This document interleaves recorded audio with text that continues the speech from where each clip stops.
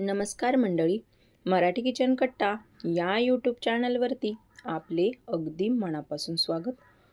तर आज आपण मेथीची भाजी कशी बनवायची ते पाहणार आहोत. तर आजची रेसिपी नेहमीप्रमाणेच साधी, सोपी आणि झटपट अशी होणारी आहे. तर तुम्हाला नक्कीच आवडेल.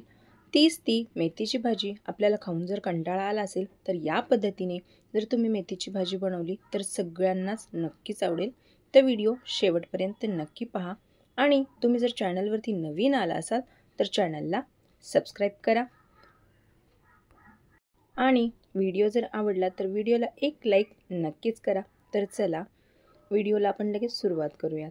तर सगळ्यात आधी इथे मी कढई गरम करायला ठेवलेली आहे आणि आपल्याला इथे अर्धी वाटी शेंगदाणे घ्यायचे आहेत. शेंगदाणे आपल्याला कमी गॅसवरती छान असे लाल रंग होईपर्यंत भाजून घ्यायचे आहेत. शेंगदाणे भाजले की त्यामध्ये लगेच आपण 7 ते 8 हिरव्या मिरच्या घातलेल्या आहेत. तर मिरच्यांचं प्रमाण हे तुम्ही तुमच्या आवडीनुसार कमी जास्तसुद्धा करू शकतात. आता इथे मी लसूण घातलेलं आहे. तर आता 7 ते 8 इथे लसणाच्या पाकळ्या घालायच्या आहेत. त्यासुद्धा आपल्याला याच्यामध्ये कमी गॅसवरती चांगल्या अशा भाजून घ्यायच्या आहेत.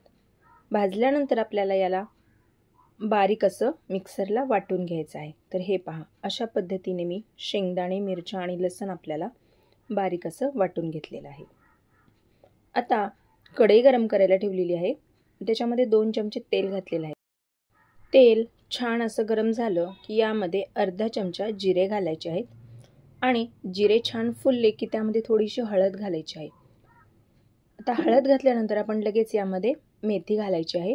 मेथीला छान असं चांगलं असं स्वच्छ धुवून घ्यायचं आहे, कारण मेथीमध्ये माती ही जास्त प्रमाणात भाजीला चिटकलेली असते. त्यामुळे चांगलं स्वच्छ धुवून घ्यायचं आहे आणि त्यानंतरच आपल्याला मेथीची भाजी बनवायची आहे. बऱ्याचदा या भाजीला कट करून सुद्धा घेतात, पण मी याला कट नाही केलेलं. मी अशीच भाजी बनवलेली आहे. तर ही भाजी खूप छान लागते जर आपण अशीच बनवली तर. आता यानंतर इथे मी 2 चमचे मुगाची डाळ भिजत घातली होती. पोहे खाण्याचा चमचा इथे मी मुगाची डाळ भिजत घातली होती.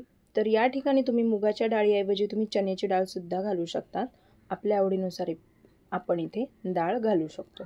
तर आता इथे मी मुगाची डाळ पाणी निथळून यामध्ये डाळ आपल्याला घालून घ्यायची आहे. या भाजीमध्ये आपल्याला पाणी घालायची अजिबातच गरज लागत नाही, कारण भाजीला आपोआपच मीठ घातल्यानंतर पाणी सुटतं.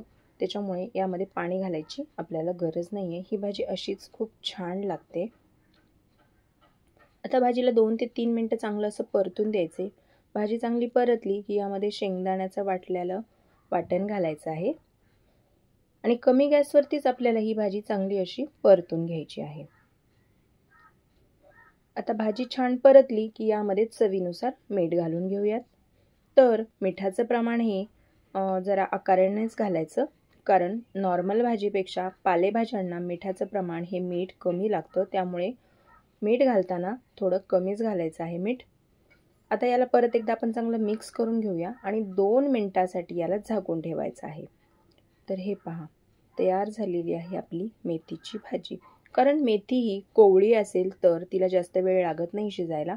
जर निब्बर असेल तर तिला वेळ लागतो. तर आपली भाजी अगदी ताजी आणि कोवळी होती, त्यामुळे ती लवकर होते आणि सकाळच्या घाईमध्ये तर आपण टिफिनसाठी अगदी झटपट अशा पद्धतीने, एकदम सोप्या पद्धतीने ही मेथीची भाजी बनवू शकतो. तर ही भाजी लहानांपासून मोठ्यांपर्यंत सगळ्यांनाच नक्कीच आवडेल. तर तुम्हीसुद्धा ही रेसिपी एकदा नक्की ट्राय करा आणि मला कमेंट करून नक्कीच कळवा. तर मंडळी, तुम्हाला एक निवेदन आहे की तुम्ही आपला हा व्हिडिओ कुठल्या गावातून किंवा कुठल्या शहरातून पाहतायत हे मला कमेंटमध्ये कळवायला अजिबातच विसरू नका. म्हणजे मलासुद्धा कळेल की आपला व्हिडिओ कुठपर्यंत पोहोचला आहे ते, आणि मी तुमचा धन्यवाद करू शकेल. तर मंडळी, आजचा व्हिडिओ जर आवडला असेल तर व्हिडिओला एक लाईक नक्की करा आणि चॅनलवरती तुम्ही जर नवीन आला असाल तर चॅनलला सबस्क्राईब करा. तर चला पुन्हा भेटूया अशाच एका तुमच्याच आवडत्या नवीन रेसिपीसोबत. तोपर्यंत धन्यवाद.